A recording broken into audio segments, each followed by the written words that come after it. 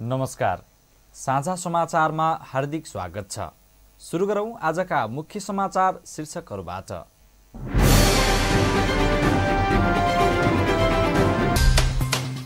लुम्बिनी प्रदेशका मुख्यमन्त्री पोखरेलको नियुक्त विरुद्ध अदालत जाने विपक्षी दलको निर्णय, नियुक्ति संविधान विपरीत रहेको निष्कर्ष।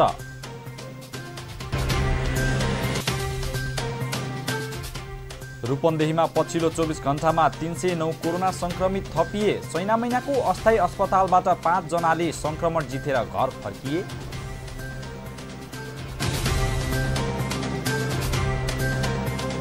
र पश्चिम नवलपरासीमा सशस्त्रको गोली लागेर घाइते भएका युवकको उपचारको क्रममा मृत्यु।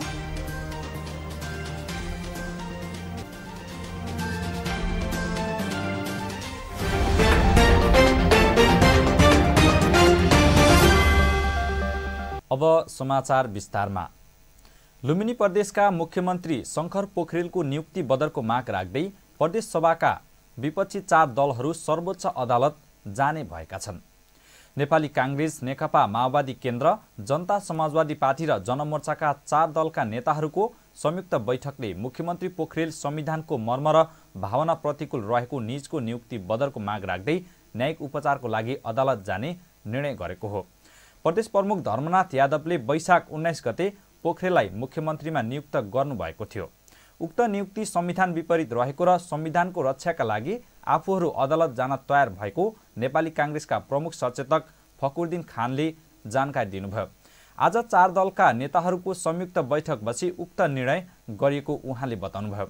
बुधबार बसेको बैठकमा नेपाली कांग्रेस संसदीय दलका नेता वीरेन्द्र कुमार कनोडिया, माओवादी केन्द्रका कुलप्रसाद केसी, जसपाका सहस राम यादव, जनमोर्चाका गणेश प्रसाद गौतम लगायतका नेताहरूको बैठकमा उपस्थिति रहेको थियो।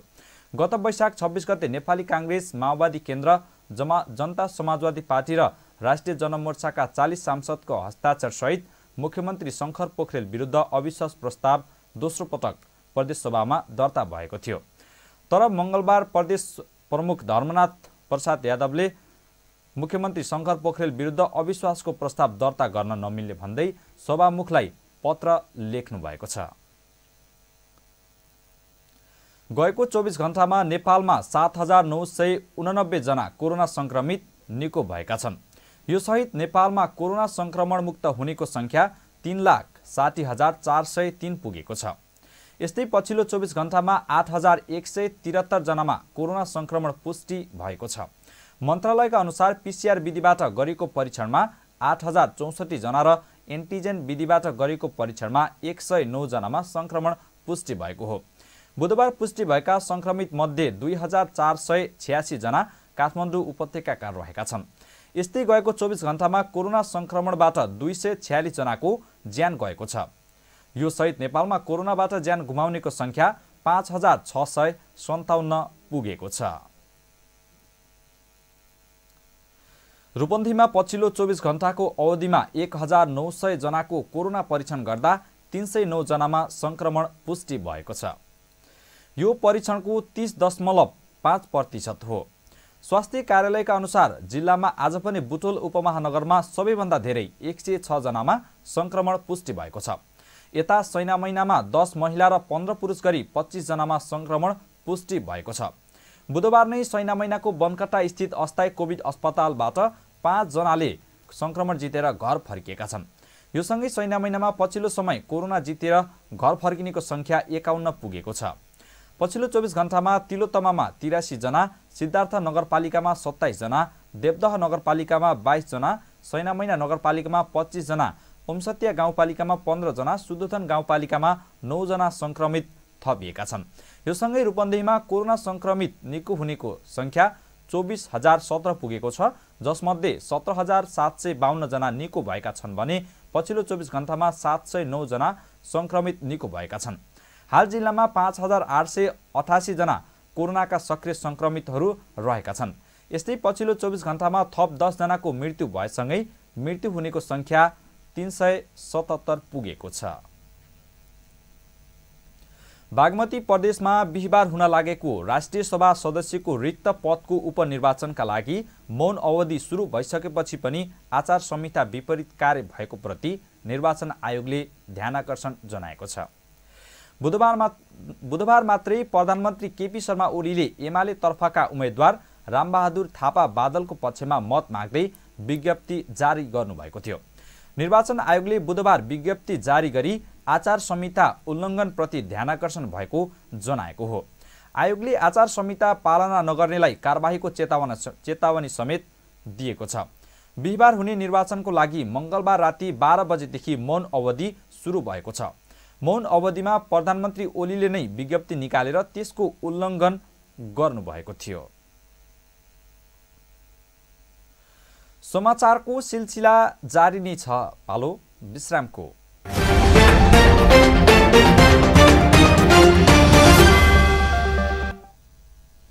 विश्रामपछि साझा समाचारमा पुनः स्वागत छ। अब बाँकी समाचार। गण्डकी प्रदेशका मुख्यमन्त्री पृथ्वी सुब्बा गुरुङले मन्त्री परिषद विस्तार गर्नुभएको छ। उहाँको मन्त्री परिषदमा दीपक मनाङ्गे समेत 5 जना मन्त्री थपिएका छन्। बुधबार किरण गुरुङले आर्थिक मामिला तथा योजना मन्त्री र रामशरण बस्नेत विकास लम्साल र नरदेवी पुनले बिना विभागीय मन्त्रीका रूपमा प्रदेश प्रमुख सीता पौडेलबाट पद तथा गोपनीयताको शपथ लिनुभएको थियो। युवा तथा खेलकुद मन्त्री नियुक्त दीपक मनाङ्गे भने शपथ ग्रहण समारोहमा उपस्थित रहनु भएन। यसअघि बस्नेत भौतिक पूर्वाधार, लम्साल उद्योग, पर्यटन, वन तथा वातावरण र पुनः सामाजिक विकास मन्त्री हुनुहुन्थ्यो। कोरोना संक्रमित भएर होम आइसोलेसनमा रहेका बेला वैशाख 29 गते मुख्यमन्त्रीमा नियुक्त हुनुभएका पृथ्वी सुब्बा गुरुङले त्यसै दिन मन्त्री परिषद विस्तार गर्न चाहे पनि स्वास्थ्यका कारण पछि सार्नुभयो। मुख्यमन्त्री गुरुङ अहिले पनि होम आइसोलेसनमै हुनुहुन्छ। मुख्यमन्त्री गुरुङले सामाजिक विकास मन्त्रालय फुटाएर दीपक मनाङ्गेलाई युवा तथा खेलकुद मन्त्री बनाएपछि मन्त्रालयको संख्या 8 पुगेको छ। सार्वजनिक लेखा समितिका सभापति तथा रूपन्देही क्षेत्र नम्बर 5 का प्रतिनिधि सभाका सदस्य भरतकुमार शाहले गैंडवा गाउँपालिकाले सञ्चालन गरेको कोभिड अस्थायी अस्पतालको लागि 10 थान अक्सिजन सिलिन्डर प्रदान गर्नुभएको छ। कोभिड-19बाट संक्रमित भई होम आइसोलेसनमा रहेर संक्रमण मुक्त भएका नेता शाहले आफ्नो सक्रियतालाई पुनः निरन्तरता दिँदै गैंडवामा पुगेर गाउँपालिकाका अध्यक्ष बच्चुलाल केवडलाई अक्सिजनको सिलिन्डर हस्तान्तरण गर्नुभएको हो। नेपाली कांग्रेसका नेता समेत रहनुभएका शाहले जनताको स्वास्थ्य सुरक्षा गर्ने जिम्मेवारी स्वास्थ्य कर्मीहरूको मात्र नभई निर्वाचित जनप्रतिनिधि, राजनीतिक दलका नेता, कार्यकर्ताहरूको पनि उत्तिकै महत्त्वपूर्ण भूमिका हुनुपर्नेमा जोड दिनुभयो। यस्तै नेपाली कांग्रेसका नेता विष्णु पोखरेलले चुनावको समयमा मात्र जनताको घरदैलो नगरी विषम परिस्थितिमा पनि जनताको समस्या समाधान र सहानुभूतिका लागि घर घरमा पुग्नुपर्ने आवश्यक रहेको बताउनु भएको छ। अक्सिजन सिलिन्डर ग्रहण गर्दै गैंडवा गाउँपालिका अध्यक्ष बच्चुलाल केवडले नयाँ भेरिएन्ट सहितको कोरोना संक्रमणबाट ग्रसित भइरहेको समयमा अक्सिजनले राहत मिल्ने बताउनुभयो। विगत 24 घण्टाको अवधिमा बुटोलमा रूपन्देहीका पत्रकार हिक्मत चौधरीको कोरोना संक्रमणका कारण मृत्यु भएको छ। नेपाल पत्रकार महासंघ रूपन्देहीका पूर्व कार्यसमिति सदस्य रहनुभएका 61 वर्षीय पत्रकार चौधरीको बुधबार बिहान करिब 3 बजे बुटोल स्थित कोरोना अस्थायी अस्पतालमा मृत्यु भएको हो। कोरोना संक्रमण पुष्टि भएपछि पत्रकार चौधरीको बुटोल धागो कारखाना स्थित कोरोना विशेष अस्पतालको एचडीयू आईसीयू बेड हुँदै भेन्टिलेटरमा समेत राखेर उपचार गरिएको अस्पतालले जनाएको छ। उहाँको 2 छोरा, 4 छोरी र श्रीमती हुनुहुन्छ। रूपन्देही तिलोत्तमा 5 मणिग्राम निवासी स्वर्गीय चौधरी रेडियो लुम्बिनीमा करिब 20 वर्ष कार्यरत रहनु भएको थियो। उहाँको मृत्युले रूपन्देहीको पत्रकारितामा अपूरणीय क्षति भएको नेपाल पत्रकार महासंघ रूपन्देहीले जनाएको छ। महासंघले बुधबार एक शोक विज्ञप्ति गर्दै दिवंगत आत्माप्रति चिर शान्तिको कामना समेत गरेको छ।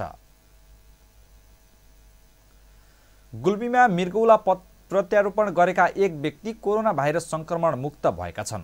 रेसुङ्गा नगरपालिका 4 अर्खलेका 38 वर्षीय युवराज भण्डारीले कोरोना जितेका हुन्। 2072 सालमा मृगौला प्रत्यारोपण गरेका भण्डारीले दरिलो आत्मबलले नै कोरोना जित्न सफल भएको बताउनुभयो। कोरोना संक्रमित भएको बेला परिवार, आफन्त तथा साथीभाइको हौसला नै मुख्य औषधि हुने भण्डारीले बताउनुभयो।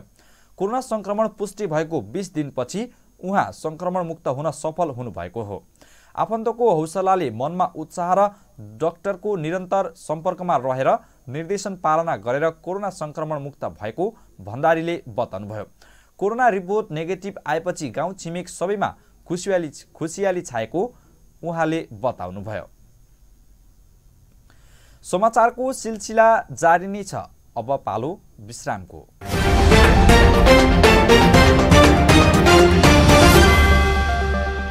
विश्रामपछि साझा समाचारमा पुनः स्वागत छ। अब बाँकी समाचार। एक हप्ता अघि बेपत्ता भएका रूपन्देहीको कञ्चन गाउँपालिकाका एक युवा कपिलवस्तुको कोटीखोला जंगल स्थित भोदरेमा मृत अवस्थामा फेला परेका छन्। गत वैशाख 27 गते साँझ 7 बजेदेखि बेपत्ता भएका माथिल्लो भैँसाई स्थित दुर्गा मन्दिर टोल बस्ने रञ्जित घरती मगर कोटीखोलाको जंगलमा मृत फेला परेका हुन्। उनलाई बुधबार अग्नि तथा चोरी तस्करी नियन्त्रणका लागि बनाइएको नालीमा घोप्टो पारी माटोले पुरेर छोडेको अवस्थामा फेला पारिएको हो। बुधबार दिउँसो 1 बजेको समयमा गाउँका मान्छेहरूले बाख्रा चराउन जाने क्रममा घरती मगरले लगाउँदै आएको चप्पल देखेपछि तिनै गोठालाहरूले निजको परिवारलाई रञ्जितको चप्पल भेटिएको जानकारी गराएका थिए। परिवारले सो जानकारी पाउन साथ अन्य छिमेकीहरूसहित खोज तलास गर्दा नालीमा माटोले पुरेको अवस्थामा उनको शव फेला परेको हो। घरतीको मृत्युको विषयमा जिल्ला प्रहरी कार्यालय कपिलवस्तु, इलाका प्रहरी कार्यालय सालजनी र इलाका प्रहरी कार्यालय रुद्रपुरको संयुक्त अनुसन्धान टोली घटनास्थलमा पुगेर घटनास्थल तथा मृतकको शव र घटनाको प्रकृति लगायतको प्रारम्भिक अनुसन्धान गरेको प्रहरीले जनाएको छ। त्यसैगरी मृतकको शवको पोस्टमार्टमका लागि लुम्बिनी प्रादेशिक अस्पताल बुटोलमा पठाएको जिल्ला प्रहरी कार्यालय कपिलवस्तुले जनाएको छ। नवलपरासीको दाउन्नेमा बुधबार बिहान यात्रुवाहक बस दुर्घटना हुँदा 4 जनाको मृत्यु भएको छ। पूर्व पश्चिम राजमार्ग अन्तर्गत बर्दघाट 4 स्थित दाउन्ने जंगलको खुर्सानी खोला नजिकै बुधबार बिहान 6 बजे बस दुर्घटना भएको हो। बस सडकबाट 200 मिटर तल खसेको जिल्ला ट्राफिक प्रहरी कार्यालयले जनाएको छ। काठमाडौँको माछापोखरीबाट रुकुम पश्चिमका लागि छुटेको ना 5 ख 2713 नम्बरको बस दुर्घटना भएको ट्राफिक प्रहरी कार्यालयका प्रमुख प्रहरी निरीक्षक वासुदेव नेपालले जानकारी दिनुभयो। ज्यान गुमाउने मध्ये रुकुम पश्चिमको त्रिवेणी गाउँपालिका 6 बस्ने 27 वर्षीय कल्पना पुन र सिस्ने गाउँपालिका 4 बस्ने धनराज घरतीको मात्र शनाखत भएको छ। बसमा अन्दाजी 58 यात्रु रहेको र ती मध्ये 49 घाइतेलाई घटनास्थलबाट उद्धार गरी स्थानीय चिसापानी अस्पताल र सञ्जीवनी अस्पतालमा पठाइएको जिल्ला प्रहरी कार्यालयका प्रहरी प्रवक्ता नायब उपरीक्षक राजु लामाले जानकारी दिनुभयो। बसमा सवार 5 जना सकुशल रहेका छन्। कोरोना संक्रमित बढ्दै गएपछि रूपन्देहीको तिलोत्तमा नगरपालिकाले कोभिड अस्थायी अस्पताल निर्माण गरेको छ। तिलोत्तमा 9 केवलानी स्थित नगरपालिकाको सभा हल तथा अतिथि गृहमा 40 बेडको अस्पताल बनाएको हो। अस्थायी अस्पतालमा सेन्टर फ्लो सिस्टमबाट संक्रमितलाई आवश्यकता अनुसार अक्सिजन दिन सकिने व्यवस्था मिलाइएको छ। बुधबार नगर प्रमुख वासुदेव घिमिरेले कोरोना फोकल पर्सन केशव भट्टराईलाई चाबी हस्तान्तरण गर्दै अस्थायी अस्पतालको उद्घाटन गर्नुभएको छ। सो अवसरमा नगर प्रमुख घिमिरेले शङ्कर नगरमा रहेको आइसोलेसन सेन्टरले बिरामीको चाप थेक्न नसक्ने देखेपछि अस्थायी अस्पताल निर्माण गरिएको बताउनुभयो। सभाहाल भवनमा पर्याप्त पूर्वाधार रहेकोले क्रमशः 100 बेड बनाएर संक्रमितको उपचार गर्न सकिने प्रवक्ता सुरेन्द्र श्रीले बताउनुभयो। अस्थायी अस्पताल सञ्चालन तथा व्यवस्थापनको लागि नगर उपप्रमुख जागेश्वरी चौधरीको संयोजकत्वमा वडा नम्बर 9 का अध्यक्ष नारायण नेउपाने सहितको एक समिति बनाएको फोकल पर्सन केशव भट्टराईले बताउनुभयो। पश्चिम नवलपरासीमा सशस्त्रको गोली लागेर घाइते भएका युवकको उपचारको क्रममा मृत्यु भएको छ। जिल्लाको दक्षिणी सीमामा सशस्त्र प्रहरीले चलाएको गोली लागेर घाइते भएका प्रतापपुर गाउँपालिका 6 का 23 वर्षीय अविनाश राजभरको मृत्यु भएको हो। उनको स्थानीय शहीद स्मृति अस्पताल चौपातामा उपचार हुन नसकेपछि बुटोल सिटी अस्पतालमा ल्याउँदै गर्दा बाटोमा नै मृत्यु भएको प्रहरीले जनाएको छ। भारतीय सीमा क्षेत्रको सुस्ता गाउँपालिका 5 स्थित नथुई नाकाबाट भारततर्फ जान लागेका स्थानीय केही युवालाई नाकामा खटिएका सशस्त्र प्रहरीले कोभिड-19 को जोखिमका कारण रोकेको थियो। आफूहरूलाई सशस्त्रले रोकेको जान नदिएको भन्दै उनीहरूले गाउँमा पुगेर अरू स्थानीयलाई खबर गरेको र खबर पाउने बित्तिकै 50-60 जनाको समूहमा आएका स्थानीयहरूले सशस्त्रमाथि ढुङ्गामुढा प्रहार गरेपछि झडप भएको सशस्त्र प्रहरी बल नेपाल नम्बर 26 गण हेडक्वार्टर पश्चिम नवलपरासीका उपरीक्षक महेश अधिकारीले बताउनुभयो। अधिकारीका अनुसार भिडलाई नियन्त्रण गर्न सुरुमा असुल ग्यास प्रहार गरेको भए तापनि भिड असामान्य तरिकाबाट आक्रामक भएपछि बाध्य भएर सशस्त्र प्रहरीले एक राउन्ड गोली चलाएको हो। भिडले आक्रमण गर्दा नाकामा खटिएका सशस्त्र प्रहरी नायब निरीक्षक शङ्कर बुढाथोकी सहित अन्य 6 जना सशस्त्र प्रहरी घाइते भएका छन्। घाइते बुढाथोकीको टाउकोमा चोट लागेकोले सशस्त्र प्रहरीले जनाएको छ। कपिलवस्तु सशस्त्र प्रहरी बल नेपाल नम्बर 5 विन्ध्यवासिनी वाहिनी मुख्यमलमा रक्तदान कार्यक्रम सम्पन्न भएको छ। वाहिनीमा 51 युनिट रगत सङ्कलन भएको छ। बुटोलमा रगतको कमी छैन भन्ने मूल नारा सहित नेपाल स्वयंसेवी रक्तदाता समाज रोटर्याक र नम्बर 5 विन्ध्यवासिनी वाहिनीको आयोजनामा रक्तदान कार्यक्रम सम्पन्न भएको हो।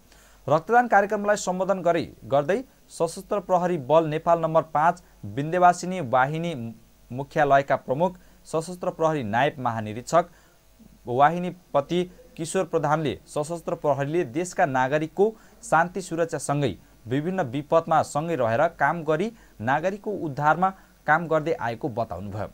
सशस्त्र प्रहरी महामारी नियन्त्रणमा प्रदेशका ठूला नाकाहरूमा सीमा सुरक्षासँगै कोरोना नियन्त्रणका लागि नागरिकलाई सचेत गराउने काम गर्दै आइरहेको बताउनुभयो। कार्यक्रममा नेपाल स्वयंसेवी रक्तदाता समाज रूपन्देहीका अध्यक्ष कृष्ण चौहानले अहिले कोभिड-19 को महामारीको बेला कसैले पनि रगतको अभावले ज्यान गुमाउन नपरोस् भन्दै नेपाल स्वयंसेवी रक्तदाता समाज रूपन्देहीले अन्य कुनै ठाउँमा रगत नपाए पनि बुटोलमा 24 घण्टा रगत उपलब्ध गराउने लक्ष्यसहित रक्तदान कार्यक्रम राखिएको बताउनुभयो।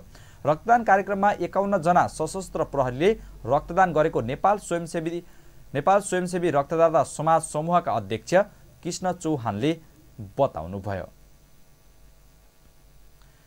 प्युठानको एरावती गाउँपालिका 1 बेलबोटमा आइतबार भएको आगलागीबाट प्रभावित परिवारले अझै पनि राहत पाएका छैनन्। आगलागीमा परि स्थानीयको 7 वटा घरगोठ जलेर नष्ट भएका थिए। आगलागीबाट 6 वटा घर र 1 वटा गोठ जलेर पूर्ण रूपमा नष्ट भएको जिल्ला प्रहरी कार्यालय प्युठानका प्रहरी नायब उपरीक्षक सुनिल मल्लले जानकारी दिनुभयो। उहाँका अनुसार स्थानीय नुमबहादुर घरती, पदमबहादुर सारू, रामबहादुर घरती, मिलन घरती, बलबहादुर घरती र हिराबहादुर सारूको घरगोठ जलेर नष्ट भएको हो। स्थानीय श्यामबहादुर आलेको खरले छाएको गोठबाट आगो सल्किँदा अन्य घर र गोठमा पूर्ण रूपमा क्षति भएको हो। आगलागीबाट करिब 60 लाख बराबरको क्षति भए पनि अहिलेसम्म पीडित परिवारले कुनै राहत पाएका छैनन्। आगोले 6 घर परिवारका 30 जनाभन्दा बढी बिचल्लीमा परेका छन्।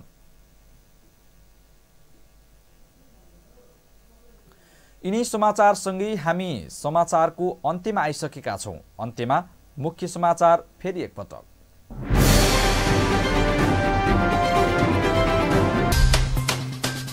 लुम्बिनी प्रदेशका मुख्यमन्त्री पोखरेलको नियुक्ति विरुद्ध अदालत जाने विपक्षी दलको निर्णय, नियुक्ति संविधान विपरीत रहेको निष्कर्ष।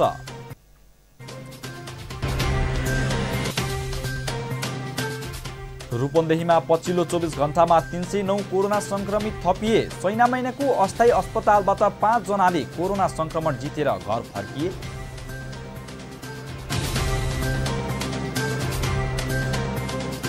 र पश्चिम नवलपरासीमा सशस्त्रको गोली लागेर घाइते भएका युवकको उपचारको क्रममा मृत्यु।